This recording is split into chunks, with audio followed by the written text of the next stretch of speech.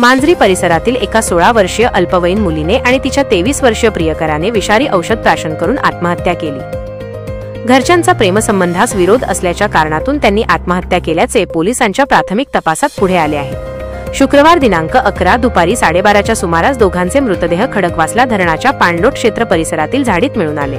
तेथेच विषारी औषधाची रिकामी बाटली होती। दोघांनी गुरुवारीच आत्महत्या केली असावी।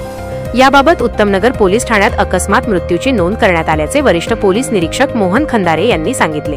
पोलिसांनी दिलेल्या माहितीनुसार अल्पवयीन मुलगी वानवडीतील एका खासगी कोचिंग क्लासमध्ये शिकत होती। गुरुवारी क्लास सुटल्यानंतर ती घरी परतली नाही, त्यामुळे तिच्या बहिणीने शोधाशोध करून रात्री 10 वाजता वानवडी पोलीस ठाण्यात धाव घेतली। त्यानुसार पोलिसांनी अपहरणाचा गुन्हा दाखल करून तपास सुरू केला होता। मुलीच्या नातेवाईकांकडे तपास केला असता सुरुवातीला त्यांनी व्यवस्थित माहिती दिली नाही, मात्र पोलिसांनी विश्वासात घेऊन विचारणा केली तेव्हा त्यांनी एका तरुणाचे आणि मुलीचे प्रेमसंबंध असल्याचे सांगितले। त्यानुसार पोलिसांनी संबंधित तरुणाची माहिती घेऊन तांत्रिक विश्लेषणाद्वारे तपास केला असता त्याचा मोबाईल बंद लागला। गुरुवारी 5:30 वाजता त्याचा मोबाईल बंद झाला होता। शुक्रवारी दुपारी 12:30च्या सुमारास खडकवासला धरणाच्या पाणलोट क्षेत्राच्या परिसरातील झाडीत 2 मृतदेह आढळून आले। स्थानिक नागरिकांच्या निदर्शनास हा प्रकार आला होता।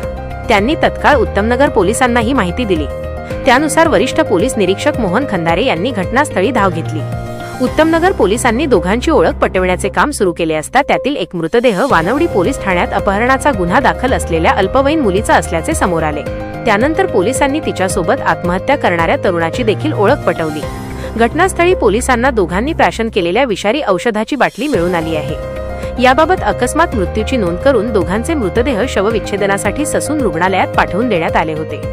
याबाबत बोलताना वानवडी पोलीस ठाण्याचे वरिष्ठ पोलीस निरीक्षक सत्यजित आदमाने यांनी सांगितले, पोलिसांच्या प्राथमिक तपासात मुलीचे एका 23 वर्षीय तरुणासोबत प्रेमसंबंध होते, मात्र मुलीच्या कुटुंबियांचा त्याला विरोध होता। त्यातून दोघांनी आत्महत्या केली असावी। तरुणाच्या कुटुंबियांना ही माहिती देण्यात आली आहे। तरुण खासगी नोकरी करीत होता। पुढील तपास सुरू आहे।